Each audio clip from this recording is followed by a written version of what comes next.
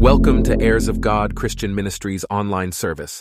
Our mission: know Jesus and making Jesus known and lead the people to a real transformation in Christ. Good morning. And so bago tayo magsimula, nais ko munang batiin ang happy anniversary ang mag-asawang Pastor JJ and Sister Sheila May. And happy birthday din sa ating birthday celebrant ngayon, si Achi, si Joyces. So marami ngayon nagsi-celebrate ng kanilang kaarawan. Anyway, tayo po idadako sa ating pong topic. At last Sunday, ating pong napag-aralan about the family dysfunction. So, ngayon naman ay living away from God's family. So, doon sa last week, napag-aralan natin about family dysfunction, kung paano natin i-protect ang ating pamilya doon sa kasalanan at doon sa dysfunction. So, sabi nga doon, para maiwasan yon, avoid parental favoritism. And don't let jealousy and envy exist. And we must use our words wisely. And we must guard our emotion. So yun po yung napag-aralan natin last Sunday. So ngayon, ito po ang ating pag-aralan, living away from God's family. Alam nyo, nung habang binabasa ko itong topic na ito, nahihirapan ako mahanap ng title. Sabi ko, ano ba ang title nito? Sabi ko, kasi kung titingnan natin ang scenario, parang rated X page ang makikita natin dito.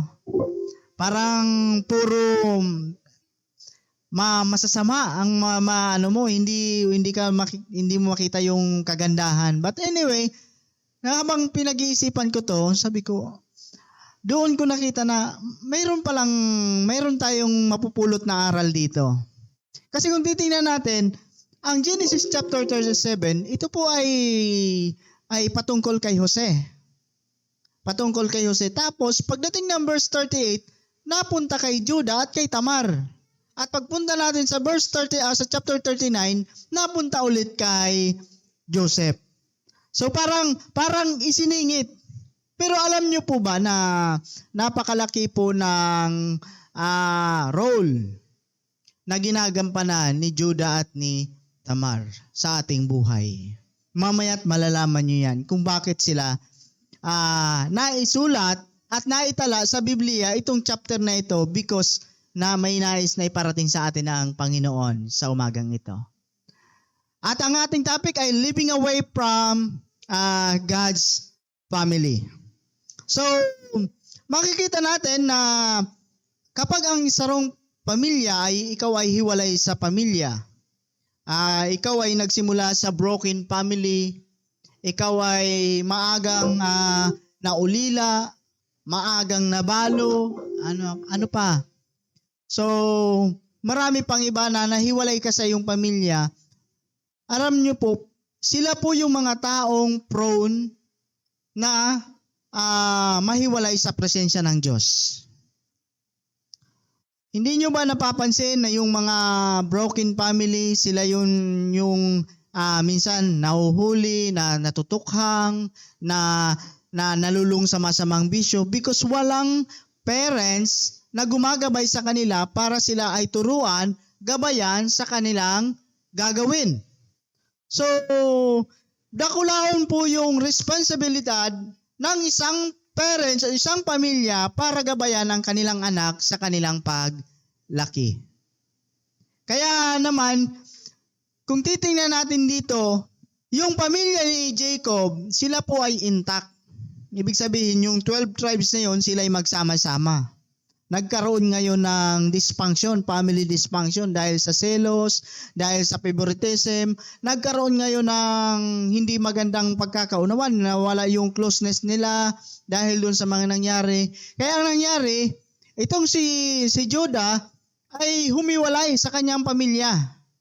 Kaya mababasa natin yan na siya ay humiwalay sa kanyang pamilya at siya ay nag-asawa ng isang Canaanites. Sa kanilang kultura ay ito po ay hindi po ayaw po nila na ang isang Hudyo, isang Jew ay hindi dapat umasawa ng isang pagan sapagkat ito po ay masisira at alam naman natin na ang mga pagan ay hindi po sila nananampalataya sa Diyos. So mababago ang kanilang kultura. So makikita natin dito na yung pamilya ni Judah, si Judah po ay nahiwalay sa kanyang pamilya. Kaya nga ang topic natin is living away from God's family. Now ang tanong sa atin, what life will be when we live away from God's family? Ano ba yung magiging buhay natin kapag tayo ay humiwalay doon sa pamilya ng Diyos? Na ilalagay natin sa ating sarili. Ano ba yung mangyayari sa buhay natin kapag tayo humiwalay sa presensya ng Diyos? O tayo ay nagpupuri sa Diyos, sama-samang nagpupuri sa Diyos, nag-aatin tayo ng lahat ng gawain sa pamilya ng Diyos, tapos ikaw ngayon ay mahihiwalay. Mapupunta ka sa lugar kung saan walang mananampalataya. Mapupunta ka sa lugar kung saan hindi pinag-uusapan ng Diyos. Ano kaya ang mararanasan mo? Ano kaya ang mangyayari sa buhay mo? Ganun po yung nangyari sa buhay ni Judah. Doon sa kanyang pamilya, kilala ang Diyos, pinupuri ang Diyos, pinapasalamatan ang Diyos, ngunit siya ay humiwalay. Pumunta siya doon sa lugar kung saan hindi kilala ang Diyos. Kaya nagkaroon ngayon ng problema si Judah. Mamaya makikita natin kung ano ang nangyari sa kanyang mga anak. So, living away, what will life will be when we live away from God's family? Una, living away from God's family lead us into corrupted life. Basahin po natin, ang sabi po dyan. Nang panahon niyon, humiwalay si Judah sa kanyang kapatid at nanirahan kay Hira na isang Adulamita. Napangasawa niya roon ang anak ni Suwa, isang Kananeo. So isang Canaanites man ang napangasawa ni Judah. Nagkaanak sila ng tatlong lalaki, Hirang ipinangalan sa panganay at ang pangalawa ay Onan at sila naman ang pangatlo. Si Judah ay nasa Kisib nang ipinanganak si Sila. Pinag-asawa ni Judah ang kanyang panganay na si Irang at napangasawa nito si Tamar. Napakasama ng ugali ni Ir kaya't nagalit sa kanya si Yahweh at siya'y pinatay.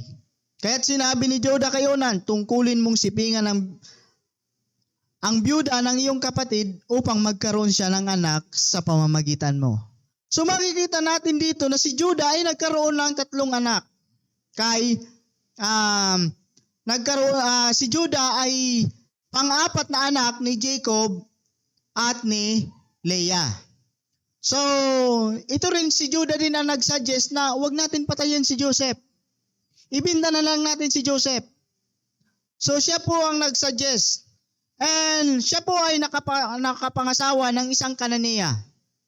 So, siya rin po ay isang ama ng tatlong anak. Si Ir, si Onan at saka si Sila. So, siya po ay nakapangasawa ng isang Kananea at ito po ay hindi po kalugod-lugod sa Diyos. Ang makapangasawa ng panahong iyon, makapangasawa ng isang Canaanite ang 12 tribes because ang isang Kananea ay ang kanilang kultura ay pagan practices ang kanilang ginagawa. Hindi po sila naniniwala sa Diyos.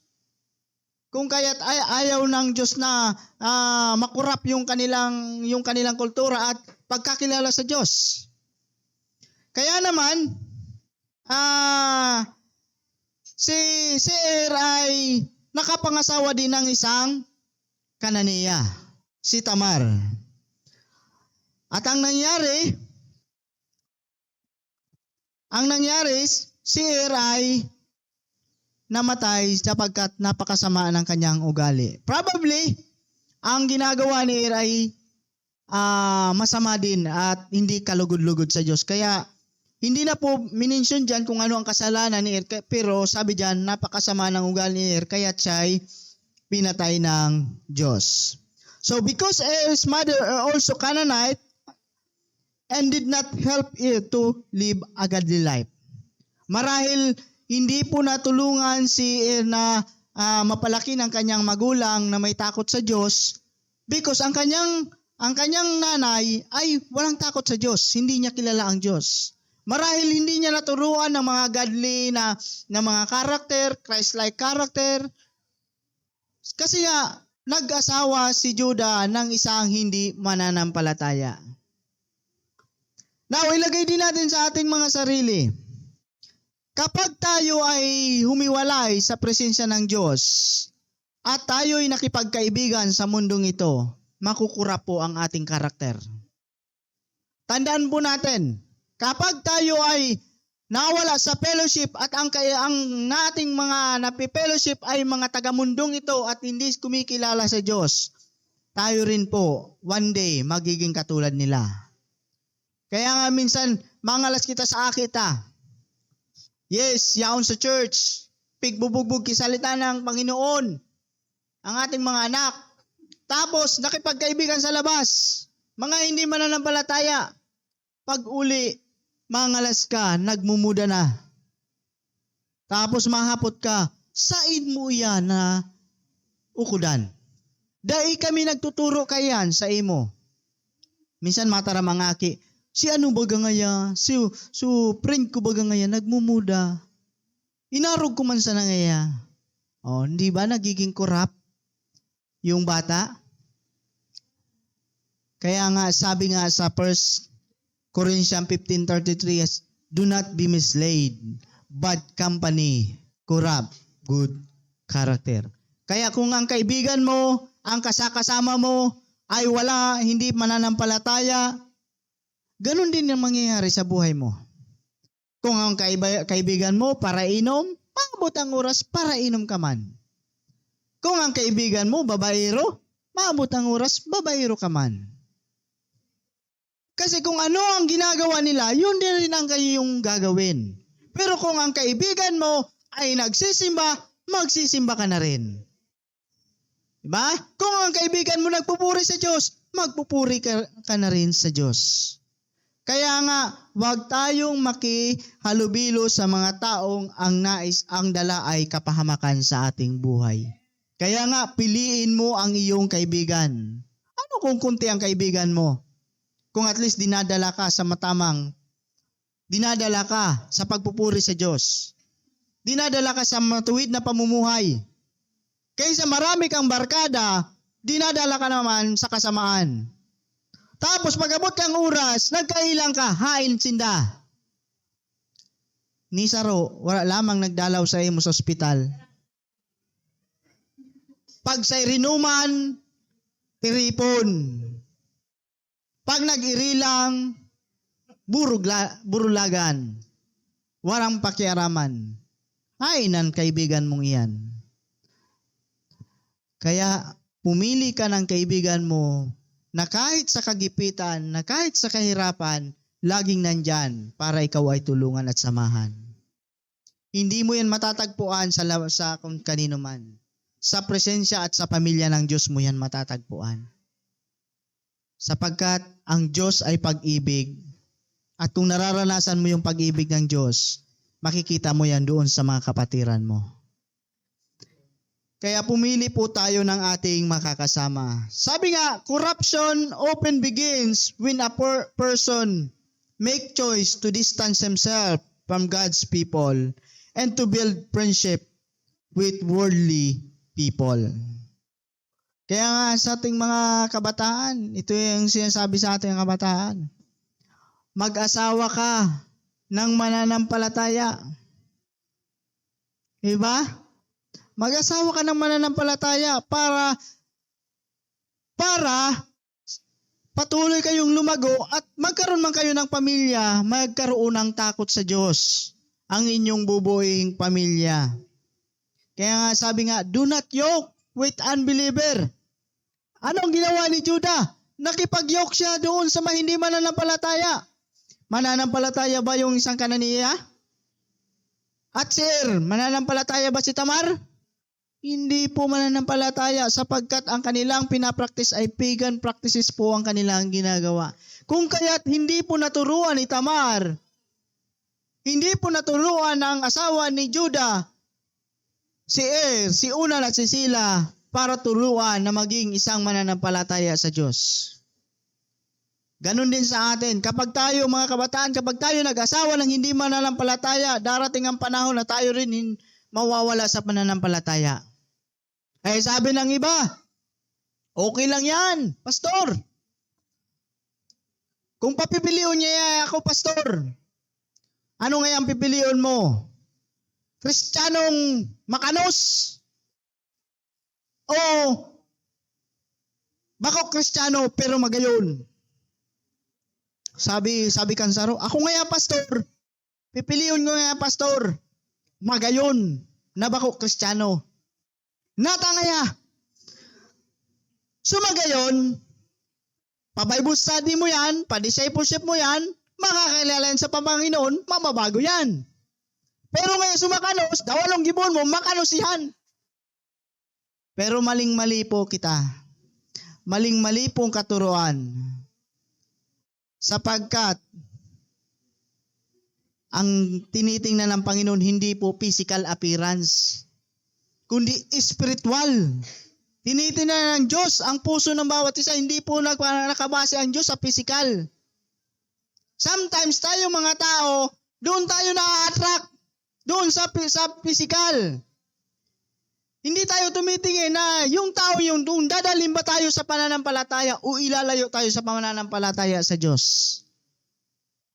Kaya sa mga kabataan, maging wise kita sa pagpili ng ating makakasama sa buhay na dadalhin tayo sa pananampalataya at hindi tayo ilalayo sa Diyos.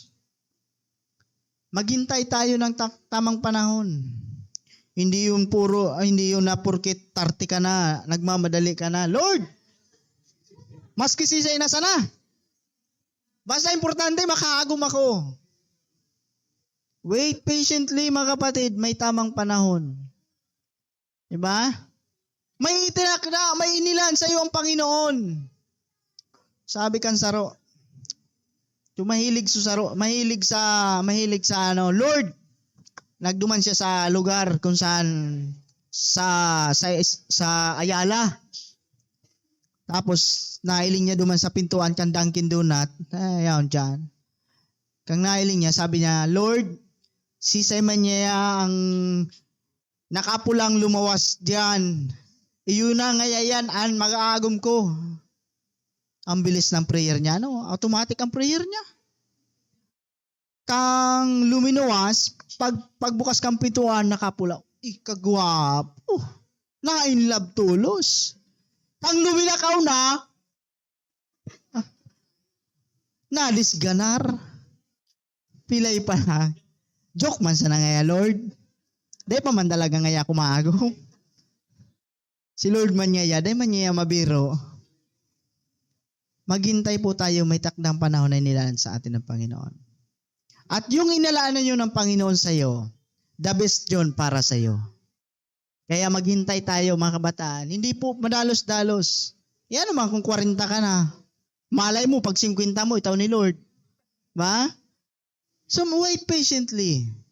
Kasi baka sa kakamadali natin, hindi natin na malaya na yun pala yung magdadala sa atin sa kapahamakan. So kaya nga, lagi natin tatandaan na ang Diyos ay tapat sa atin at ibibigay niya sa tamang panahon ang naisin ng ating puso. Kaya nga sabi doon sa 2 Corinthians chapter 6 verse 14, do not be yoked together with unbelievers. For what do righteousness and wickedness have in common? Or what fellowship can light have with darkness? So, huwag tayong makipamatok sa hindi mananampalataya.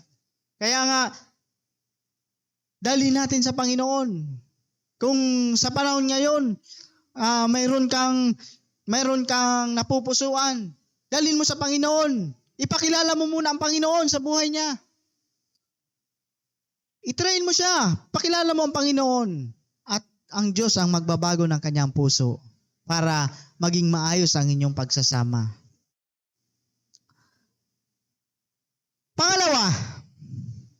What life will be when we life away from God's family. Living away from God's family lead us into immorality. So makikita natin doon na sabi doon sa verse 9, alam ni Una na hindi tinuturing na kanya ang magiging anak niya sa kanyang hipag. Kaya tinatapon niya sa labas ang kanyang binhi upang huwag magkaanak ang kanyang kapatid sa pamamagitan niya. Ito'y kasuklam-suklam kay Yahweh, kaya't pinatay rin siya. Sinabi ni Judah sa manugang niya si Tamar, umuwi ka na sa inyo at hintayin mong lumaki ang bunso kong si Sila. Sinabi niya ito dahil takot siya na baka mangyari kay Sila ang sinapit ng kanyang mga kapatid, kaya't umuwi muna si Tamar sa kanyang ama. Pagkatapos ng panahong iyon, namatay siyang asawa ni Judah. Matapos ang pagluluksa, nagpunta si Judah sa Timnat para tingnan ang pagpapagubit ng balahibo ng kanyang mga tupa. Kasama niya ang kanyang kaibigan niyang si Hira na taga-Adulam. Samantala, may nagsabi kay Tamar na pupunta si Timnat sa kanyang biyanan upang gupitan ang balahibo ng tupa nito. So, parang mayroong alam dito si Tamar na daraan yung kanyang biyanan. Pero nagpanggap pa rin siyang prostitute. So, nagkaroon niya yun ng immorality. So pagkarinig nito, hinubad niya ang kanyang damit, panluksa, nagtalukbong siya ng naupo sa pagpasok na Enaim at bayang dadaanan patungo sa Timnat. Ginawa niya ito sapagkat alam niyang binata na si Sila, ngunit hindi pa sila ipinapakasal ng kanyang biyanan. Marahil itong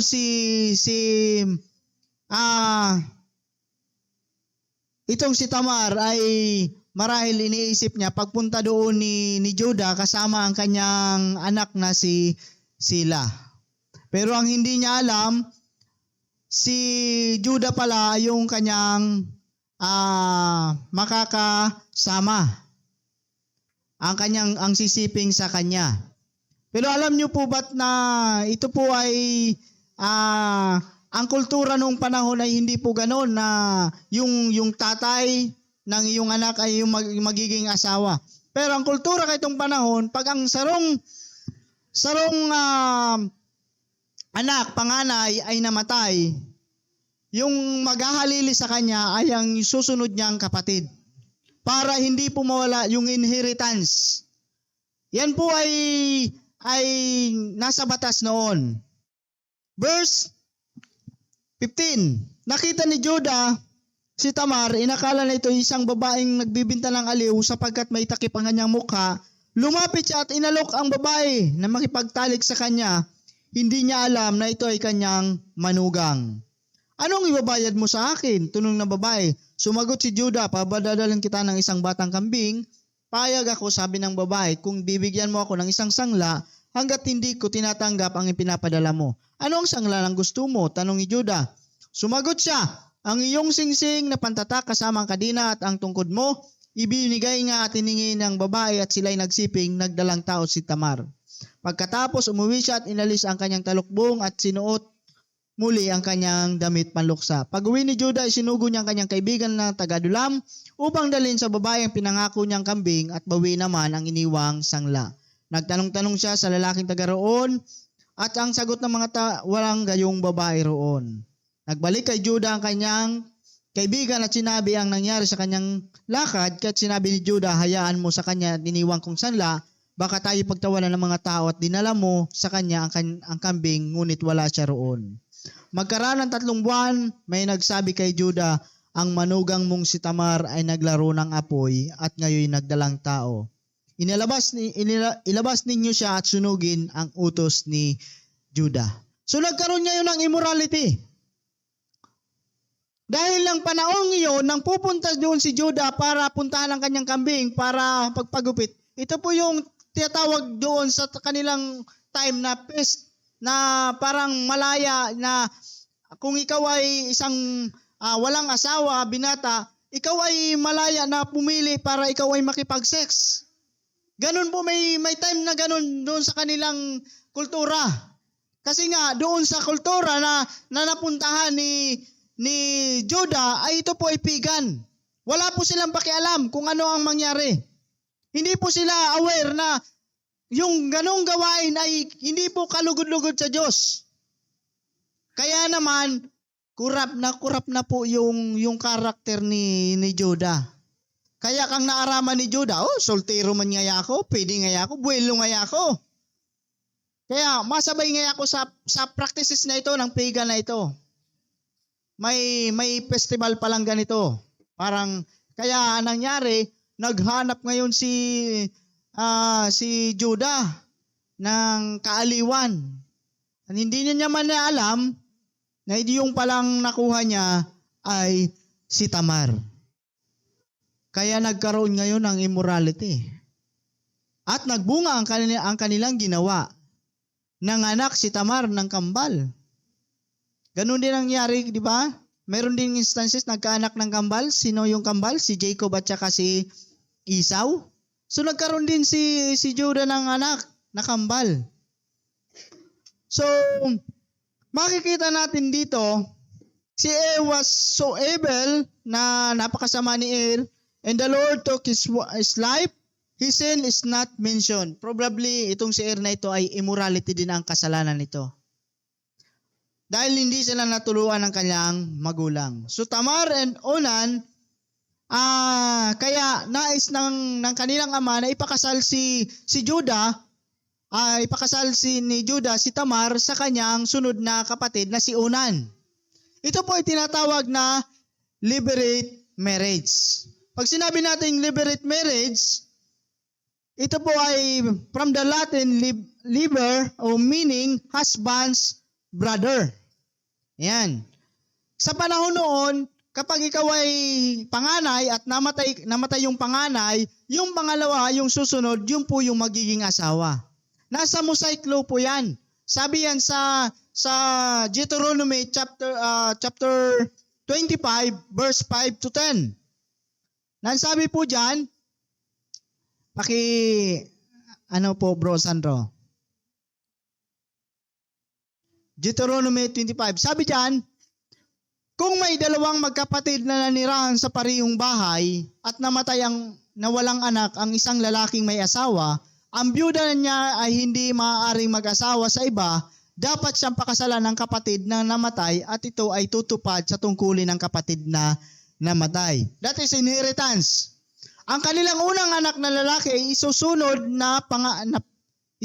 sa pangalan ng namatay upang hindi mawala sa Israel ang pangalan nito. Kung ayaw ng kapatid na namatay na pakasalan ng balo, dudulog ito sa matatandang namumuno sa bayan at sasabihin ng byuda, ayaw ng lalaking ito na panatilihin ang pangalan ng kanyang kapatid, ayaw niyang gampanan ang kanyang tungkulin para sa kanyang kapatid.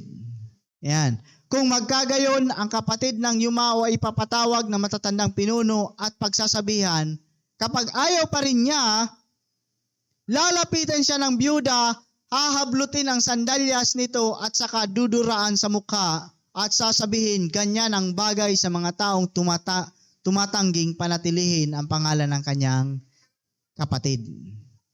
At ang sambahayan ng lalaking ito ay makikilala sa buong Israel sa tawag na ang sambahayan ng lalaking hinubaran ng sandalyas. Ganun po yung katuruan noon. Kapag ang panganay ay namatay, yung susunod ang magiging asawa. Ganun po yung katuruan sa panahon ni Moses, sa panahon. Kaya ngayon po, bawal na po yan. Kaya kahitong panahon, pag nag-asawa, dapat mauuna yung panganay. Ngunyan, nauna na subunso, so panganay, dahi pa nakakagom. Dakulong pang pipaklase. So panganay, nagsakripisyo, dahil nakapagtapos, dahil maagang nagtrabaho para makapagtapos yung pangalawa, makapagtapos ang bunso. Tapos pagdating ng panahon, naunang nag-asawa ang bunso, naunang nag-asawa yung pangalawa, nahuli yung panganay. Dahil siya po ang nagsakripisyo para makapagtapos ang kanilang mga kapatid. Kaya nga sabi kan mga panganay, hay ng hustisya. Grabe nga yan, susakripisyo ko. Pag-abot kang oras, tataramang ka pa kang tugang mo, natataday ka nag-agum, mag-agum ka na. Anday nindaram, so grabing sakripisyo. Kaya itong panahon, ang mayroong pamana, ang panganay. Ngunyan, sabi baga ni Pastor, ngunyan, ang may pamana, ang bunso. Oh, hay, naapit sa imo. Gabos daya, naiiling mo, pag-abot kang oras sa imo na iyan. So, ibig sabihin, nabago. Kasi sa panahon ka ito, ang luka ito, kung ikaw ay panganay, sa imo ang inheritance. Kaya nga, kapag ang namatay yung panganay, dapat na mapangasawa ng pangalawa, yung kanya, ng asawa ng panganay. Yan. Para hindi po mawala yung inheritance. Kaya lang, itong si Unan, nag-refuse siya na magkaroon ng anak. Kaya ang ginagawa niya, kapag tuwing sila ay magtatalik ng asawa ni Er, na si Tamar, ito po ay itinatapon niya sa labas. Parang tatawag niyan, withdrawal. Yan. Yung ganun po yung kanyang ginagawa. Kasi ayaw niya na magkaroon siya ng anak doon sa asawa ng kanyang kapatid. At siya po ay pinatay din ng Diyos. Hindi po siya pinatay dahil doon sa kanyang ginawa na tinatapon niya sa labas ang binhi. Baka isipin nyo, ay, mali pala yun. Mali pala yun na withdrawal. Pinatay ng Diyos si Unan at si Er dahil sa ganong kasuklam-suklam. Hindi po yun dahil sa ganon pinatay ng Diyos si Unan. Kundi pinatay ng Diyos si Unan dahil sa ganong bagay sapagkat siya po ay naging selfish. Naging selfish po si Unan. Alam niyo kung bakit? Kasi ayaw niyang magkaanak kay Tamar dahil yung kanilang magiging anak ay hindi aangkinin sa kanyang anak, kundi papalit doon sa kanyang nawalang kapatid. Naging selfish po si Unan kung bakit siya pinatay. Kaya po huwag kayong magtaka kung bakit pinatay si Unan, hindi po dahil sa kanyang ginawa, kundi sa pagiging selfish niya. Kaya siya pinatay ng Diyos. So immorality begin when you distance yourself from God's family. Kaya naman nang humiwalay si Judah sa kanyang pamilya, naranasan niya ang immoralidad. Siring man po sa tuya, kapag tayo humiwalay sa presensya ng Diyos, mararanasan natin yan. Mararanasan natin yung tinatawag na immorality. Kaya wag tayong hiwalay sa presensya ng Diyos, mga kapatid. Sapagkat yung temptation ay nariyan. Para siyang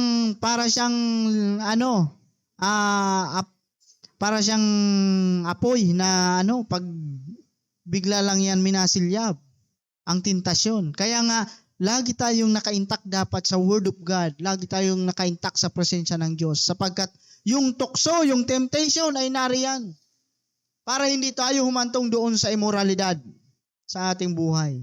Sabi nga, it takes root when you marry outside God's people. So Canaanite didn't train their children to fear the Lord. Kaya naman, naging masama rin ang kanilang anak, si Er, si Unan, naging masama din ang kanilang ugali sapagkat hindi po sila naturuan na train ng kanilang ina sapagkat ang kanilang ina hindi mananampalataya. Kung kaya't naging masama ang kanilang anak. Kaya humantong po sa immorality. So immorality comes to fruition when you live in a corrupt culture. Tandaan natin, kapag tayo ay nasa corrupt culture, hindi tayo nakaintak sa presensya ng Diyos, hindi tayo nakaintak sa presensya ng Diyos, mararanasan at makukurap tayo ng kanilang kultura. Ika ba naman, mapaduman ka, halimbawa ngaya, ika ba naman, maka-star ka sa sarong lugar na puro prostitute anduman, hindi daw maabot sa time na hindi ka magkasala? Kung sa sarong barangay, puro ganun ang kanilang ginagawa, walang mananampalataya, hindi ba't mangyayari din sa iyo yung bagay na yan? Kaya nga, patuloy tayong dapat malapit sa presensya ng Diyos at magkaroon ng palaging fellowship sa Panginoon, sa mga kapatiran, para hindi tayo humantong sa ganong sitwasyon ng ating buhay. Nangyari yon kay Onan at sa kanyang kapatid at sa kanyang amang si Judah, because sila po ay namuhay na malayo sa presensya ng Diyos. Sila po ay humiwalay sa presensya ng Diyos. Dahil sa pamilya ni Jacob, nandoon yung biyaya ng Panginoon, nandoon yung proteksyon ng Panginoon, nandoon yung blessing ng Panginoon. Pero si Judah ay humiwalay sa presensya ng kanyang mga magulang. Ang kanyang magulang may takot sa Diyos, ang kanyang ina may takot sa Diyos, ang kanyang mga kapatid may pagkakilala sa Diyos. Kaya lang itong si Judah ay humiwalay sa kanyang pamilya. Kaya naranasan niya yung ganitong immoralidad. So Tamar conceived because she did not know the law and godly way in marriage life. Hindi niya alam. Kasi kung alam niya na bawal kasi siguro kilala niya, alam niya na darating siya. Kasi may nagbalita sa kanya na dadaan si Judah. Marahil ay alam niya na si Judah yung dadaan at magtatanong sa kanya. Pero hinayaan niya mangyari yon. Because hindi man siya aware sa batas na alam natin. Hindi siya aware na mali ang makipagtalik sa kanyang biyanan. So, ginawa pa rin niya yon. Kaya nagkaroon ngayon ng immoralidad. So, kung titingnan natin, si Tamar ay officially engaged niya siya kay Sela. Kaya lang, nangyari ang bagay na ito. Nagkasala si Judah. So, church, this story is nagpapakita sa atin, winawarm tayo that we all are prone to a moral corruption. Morality. If we are away from God's family. So tayo pong lahat ay prone sa ganitong bagay. Kaya nga, huwag tayong lalayo sa presensya ng Diyos. Para hindi tayo dumating sa punto na ganito. Pangatlo, living away from God's family lead us into admittance and repentance. Makikita natin dyan, verse 25. Habang siya'y kinakaladkad palabas, sinabi niya sa kanyang biyanan, ang may-ari ng mga ito, ang ama ng aking dinadala. Tingnan mo kung kanino ang singsing, kadina, tungkod na ito. Nakilala ni Judah ang iniwan niyang sangla, kaya't sinabi niya, wala siyang kasalanan. Ako ang nagkulang. Dapat siyang ipinakasal ko siya kay Sila at hindi niya na ito muling sinipingan. Dumating ang panahon ng panganganak ni Tamar at natuklas ang kambal ang kanyang sinilang. Sa oras ng kanyang panganganak, lumabas ang kamay ng isa sa ito'y tinalian ng hilot at pulang sinulid upang makilala ang unang inaanak. Ngunit inurong ng sanggol ang kanyang kamay at naunang lumabas ang kanyang kakambal. Sinabi ng hilot, ano ang nakipagsiksikan ka palabas? Dahil dito, Paris ay pangalan sa bata at ang sanggol na may taling pulang sinulid, ang huling niluwal, ito ay pinangalan ng Sarah. Bakit mo nasabing living away from God's family lead us into admittance and repentance? Kasi nagkaroon ngayon ng pagsisisi dito si Judah. Nang malaman niyang sa kanya pala ang dinadala ni Tamar. Nagkaroon siya ngayon ng repentance dito. Inadmit niya sa sarili niya na wala siyang kasalanan. Ako ang nagkulang. Inadmit ngayon ni Judah ang kanyang pagkakasala. Kung kaya't nahabag sa kanya ang Diyos. Kasi kung titingnan natin, halos pare-pareho lang naman ang nagawang kasalanan. Nagawa ng kasalanan ni nagawang kasalanan ni Onad, nagawang kasalanan ni Judah, halos pares-parehas lang naman. Pwede naman sanang patayin na ng Diyos si Judah at si Tamar dahil sa kanilang immorality. Pero nagkaroon ngayon ng admittance and repentance si Judah.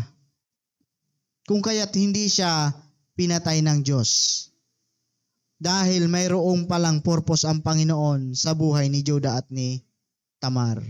For the reason known only to God. Sa Diyos lang, kung nata day ginadan si Tamar at si Judah ng Diyos dahil may rason ang Diyos. At ang Diyos lang ang nakakaaram.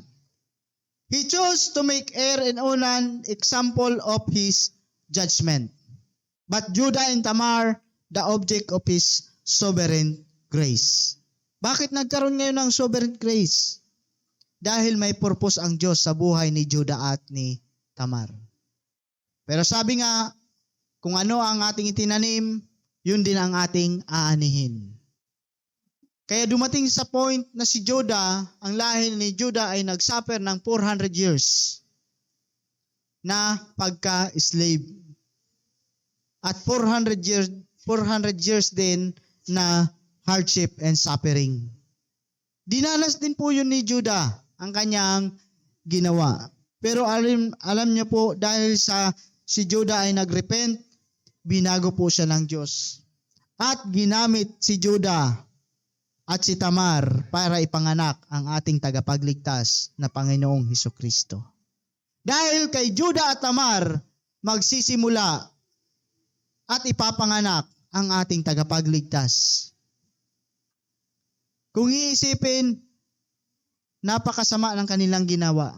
Pero pinakita dito yung sovereign grace ng Panginoon. At darating pala sa time na ang kasalanan na ito na ginawa ng dalawa ang siyang magbabayad sa ating mga kasalanan sa darating na panahon. Dahil kay Tamar at kay Judah, sa kanila nagsimula upang ipanganak ang Misaya.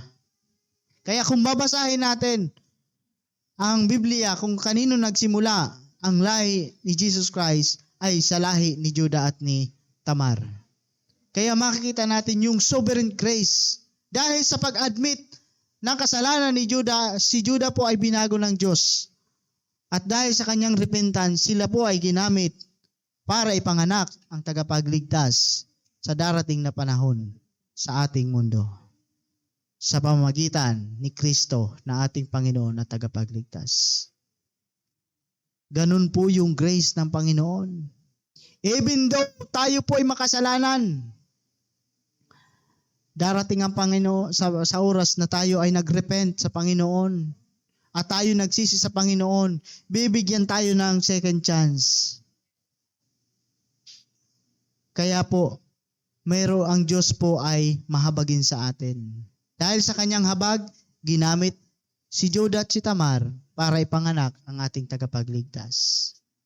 Ganun po yung Panginoon, yung sovereign grace ng Panginoon. Ang kailangan sa atin, mag-repent tayo, i-admit natin ang ating mga kasalanan. At darating ang panahon na tayo ay gagamitin ng Diyos. Itong si Judah at Tamar, ginamit sila ng Diyos para ipanganak ang tagapagligtas. Marahil sa buhay mo, ganun din ang gagawin sa buhay mo. Ikaw na ay makasalanan at humingi ng tawad sa Panginoon, nagrepent sa Panginoon, darating ang panahon na ikaw ay gagamitin ng Panginoon. Hindi man ikaw ang gamitin ng Panginoon. Marahil sa iyong lahi, gagamitin ng Panginoon ang iyong lahi para mas lalong marami pang makakilala sa Panginoon. So, mayroon pong purpose ang bawat nangyayari sa buhay natin. Kapag tayo ay hindi lumayo sa Panginoon, mararanasan natin yung presensya ng Panginoon at yung sovereign grace ng Panginoon sa ating buhay. At mararanasan natin ang pagpapala ng Panginoon sa ating buhay. Now, para sa ating pagtatapos, sabi dyan, living away from God's family lead us into a corrupted life, immorality, inadmittance, and repentance. Kapag tayo lumayo sa presensya ng Panginoon, yan po yung ating mararanasan. Pero kapag tayo lumapit sa Diyos at humingi ng tawad sa Diyos, inadmit natin ating mga kasalanan, mararanasan natin yung pagpapala ng Diyos. Tayo ba'y pinagpala ngayon ng Diyos? Ibig sabihin, wala na tayo sa ganung pamumuhay. Mamuhay tayo na malapit sa Diyos. Palakpakan natin ang presensya. Thank you for attending our online service. If you need counseling or have questions, contact us at our contact number. 093013096768, or at our Facebook page, Heirs of God, or visit us on site here at Purok Tres, Barangay 49, Biga, Legazpi City. Until next week here at HGCM Online Service, please like, share, and follow for updates.